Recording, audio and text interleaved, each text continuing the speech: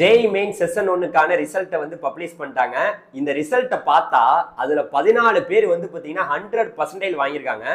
இதுல வருத்தமான செய்தி என்னன்னா, நம்ம தமிழ்நாட்டுல ஒருத்தவங்க கூட 100% வாங்கலைங்கிறது தான் வருத்தமான செய்தி. சரி, இப்ப அந்த ரிசல்ட்ல வந்து பாத்தீங்கன்னா என்ன மாதிரி இன்ஃபர்மேஷன்ஸ் கொடுத்துருக்காங்க, செஷன் 1ல எவ்வளவு பேர் வந்து பாத்தீங்கன்னா பங்கேற்றாங்க, இதுல எவ்வளவு பேர் இருக்காங்க, எல்லா இன்ஃபர்மேஷன்ஸ் எல்லாம் ஷேர் பண்ணியிருக்காங்க. ஸோ நீங்க இது வரைக்கும் உங்களுடைய அந்த ஸ்கோர், உங்களுடைய பர்சன்டேஜ்ல பார்க்காம இருந்தீங்கன்னா போய் பாருங்க. ஸோ இந்த இன்ஃபர்மேஷன்ஸை பத்தி தான் இந்த வீடியோ நம்ம டீட்டெயிலாக பார்க்க போறோம். இது வரைக்கும் நம்ம சேனலை சப்ஸ்கிரைப் பண்ணாம இருந்தீங்கன்னா சப்ஸ்கிரைப் பண்ணிங்க. நான் உங்கள் ட்ரெண்டிங் தமிழ் கோபி. ஹலோ டிடிஜிஸ். அதாவதுங்க, இப்போ வந்து ஜேஇ மெயின் செஷன் 1க்கான ரிசல்ட் வெளியாயிருச்சு. ஜனவரி மாதம் எல்லாருமே எக்ஸாமை வந்து பார்த்தீங்கன்னா போய் எழுதுனாங்க. அவங்க எழுதுனவங்களுக்கு தான் இப்போ ரிசல்ட் வெளியாயிருக்கு. நீங்க போய் உங்களுடைய ரிசல்ட்டை பார்க்க தெரியாம நிறைய பேர் இருக்கிறாங்க, பார்த்துக்கிட்டும் இருக்கிறாங்க. இப்போதானே வெளியாயிருக்கு. ஸோ அதில் நீங்கள் போய் உங்களுடைய அப்ளிகேஷன் நம்பரு, உங்களுடைய பாஸ்வேர்டை கொடுத்தா போதும். அந்த வெப்சைட்டோட லிங்க் வேணாலும் நான் டிஸ்கிரிப்ஷனில் வைக்கிறேன், அதில் நீங்கள் ஓப்பன் பண்ணி பார்த்துக்கலாம். உங்களுடைய அப்ளிகேஷன் நம்பர் பாஸ்வேர்டை கொடுத்தீங்கன்னா நீங்கள் வந்து பார்த்தீங்கன்னா உங்களுடைய ஸ்கோரை பார்த்துக்கலாம். அதாவது வந்து பார்த்தீங்கன்னா உங்களுடைய ஃபிசிக்ஸு, கெமிஸ்ட்ரி, மேக்ஸில் எவ்வளோ பர்சன்டேஜ் எடுத்துருக்கீங்க, டோட்டலாக உங்களுடைய பர்சன்டேஜ் என்ன அப்படிங்கிறது தெரியும். வேற எதுவுமே தெரியாது. இந்த பர்சன்டேஜில் வச்சு எனக்கு என்ஐடியில் சீட்டு கிடைக்குமா, நான் வந்து ஐஐடி, அதாவது வந்து பார்த்தீங்கன்னா நான் ஜேஇ அட்வான்ஸுக்கு எலிஜிபிள் ஆகிட்டேனா அப்படிங்கிறதெல்லாம் நம்ம வந்து கணிக்க முடியாது. அதை பற்றி நான் பின்னாடி பேசுகிறேன். இந்த இன்ஃபர்மேஷன், உங்களுடைய பர்சன்டேஜ் இன்ஃபர்மேஷன் மட்டும்தான் அதில் கொடுத்துருக்காங்க. அடுத்து அவங்க சொல்லியிருக்கக்கூடிய செய்தி, அந்த 14 பேர், கிட்டத்தட்ட 14 பேர் வந்து பார்த்தீங்கன்னா 100% வாங்கியிருக்கிறதாக சொல்லியிருக்காங்க. அதில் பார்க்கும் போதுங்க, இந்த பிடெக் பேப்பர் 1 அதில் வந்து பார்த்தீங்கன்னா, அதாவது ஜனவரி 22, 23, 24, அப்புறம் 28, 29 இந்த தேதிகள்லாம் இந்த எக்ஸாம் நடந்தது. இந்த எக்ஸாமுக்கு ரிஜிஸ்டர் பண்ணவங்கன்னு பார்த்தீங்கன்னா 13,11,544 பேர் வந்து ரிஜிஸ்டர் பண்ணியிருக்காங்க. ஆனால் இந்த எக்ஸாமை எழுதுனவங்க எத்தனை பேர் தெரியுமா? 12,58,136 பேர் தான் எக்ஸாம் எழுதியிருக்காங்க. அப்படி பார்க்கும்போது 95.93% தான் பாஸ் பர்சன்டேஜ் இருந்திருக்கு.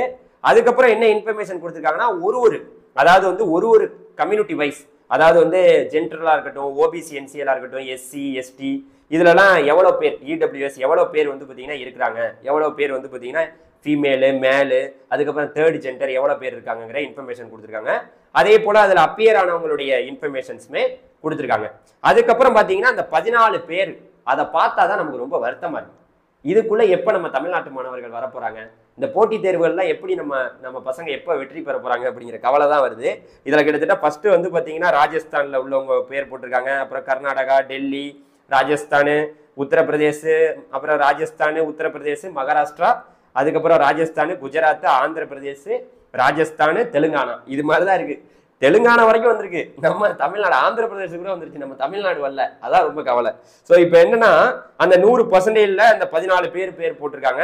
அதுக்கப்புறம் 99% எடுத்தவங்களுடைய பெயர்களும் அதுல கொடுக்கப்பட்டிருக்கு. கிட்டத்தட்ட அந்த 100%ல அதுக்கப்புறம் 90% வரைக்குமே கொடுத்துருக்காங்க. எல்லா இன்ஃபர்மேஷன்ஸுமே 44 பேரோட அந்த இன்ஃபர்மேஷன்ஸ் அதுல இருக்கு.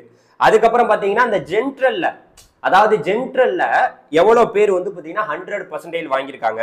ஒரு கிட்டத்தட்ட அந்த ஜென்ரல்ல மட்டுமே 12 பேரோட பேர் வந்து பாத்தீங்கன்னா அதுல இருக்கு 100% வாங்கினவங்க. அதுக்கப்புறம் அதுக்கடுத்து வந்து பாத்தீங்கன்னா ஜென்ரல் இடபிள்யூஎஸ்ல அவங்களுடைய இன்ஃபர்மேஷன்ஸ் இருக்கு. இது போன்ற செய்திகள் தாங்க இதுல இருக்கு. எவ்வளவு பேர் எவ்வளவு பர்சன்டேஜ் எடுத்திருக்காங்கன்னு நமக்கு வருத்தமா தான் இருக்கு இதை பார்க்க இல்லலாம். ஏன்னா வந்து தமிழ்நாட்டில் உள்ளவங்க இதுல இடம் பிடிக்க முடியலையே அப்படிங்கிறதான் கவலையான ஒரு செய்தி. நீட்டா இருக்கட்டும், நீட் எக்ஸாம்லையும் நம்மளோட மாணவர்களால போட்டி போட்டு ஒரு நல்ல அதுல ஸ்கோர் பண்ண முடியல. இந்த பக்கமும் இப்படிதான் இருந்துட்டு இருக்கு. இதற்கெல்லாம் காரணம் என்னன்னா, அந்த லெவலுக்கு இதுக்கு தயாராகிறதுக்கு நம்ம ஊர்ல வந்து எவ்வளவுதான் சென்று இருந்தாலும் என்ன சொல்றது, அவங்களுக்கு அவங்க ஸ்கூல்ல அவங்க போர்டு எக்ஸாம் படிக்கிறதுக்கே நேரம் இல்லை. இந்த நேரத்துல ஒரு என்ட்ரன்ஸ் எக்ஸாம்னா என்ன சொல்றது. அதே போல இந்த இன்ஃபர்மேஷன் தாங்க கொடுத்துருக்காங்க. அதுக்கப்புறம் இவ்வளவுதான் இவங்க கொடுத்துருக்கக்கூடிய இன்ஃபர்மேஷன்ஸ்லாம் இதுதான். நம்ம வந்து இப்ப இந்த பர்சன்டேஜ்ல வச்சு நம்ம ஏதாவது பண்ணலாமா? இப்ப இந்த பர்சன்டேஜ்ல வச்சு பார்த்துட்டோம். இப்ப நம்ம அடுத்த முடிவுக்கு எப்படி போறது? செஷன் 2 வந்து எழுதுவோமா வேணாமா? இப்பவே நமக்கு வந்து நல்ல பர்சன்டேஜ் வருதே.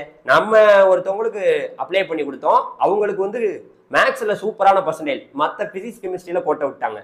ஆனா இப்ப நம்ம அவங்கள்ட்ட என்ன சொல்லியிருக்கோம்னா, செகண்ட் செஷன்ல நீங்க கண்டிப்பா அட்டன் பண்ணுங்கன்னு தான் நான் சொல்லியிருக்கேன். நான் உங்கள்கிட்டயே சொல்றேன், நீங்க எவ்வளவு பர்சன்டேஜ் வேணாலும் எடுங்க. இப்ப உங்களுடைய டோட்டல் பர்சன்டேஜ் 80 வந்திருக்கு சார், நான் 85 வந்திருக்கு சார், என்ன பண்றது அப்படின்னா ஒண்ணும் பண்ண முடியாது. நம்மளுடைய தமிழ்நாட்டில் இந்த என்ஐடி திருச்சிக்குள்ள போறதுக்கே நமக்கு 95 மேல, ஐயோ 95ன்னு சொன்னா அதுக்கு ரொம்ப கம்மிங்க, அதுக்கு மேல தேவைப்படுது. ஆனா இங்க ஒரு ஒரு கேட்டகரியை பொறுத்து மாறும். நான் உங்களுக்கு என்ன சொல்றேன்னா செஷன் 2ல தயவு செய்து அப்ளை பண்ணுங்க. பிப்ரவரி 25ஆம் தேதி வரைக்கும் டைம் இருக்கு. உங்களோட ஃப்ரெண்டு எந்த ஸ்கூல்ல நீங்க படிச்சாலும், அரசு பள்ளியா இருக்கட்டும், தனியார் பள்ளியா இருக்கட்டும், சிபிஎஸ்சில நீங்க எந்த போர்டில் வேணா படிங்க, உங்களோட ஃப்ரெண்டையும் சேர்த்து அப்ளை பண்ண சொல்லுங்க. அடுத்த செஷன்ல எழுதி பாருங்க.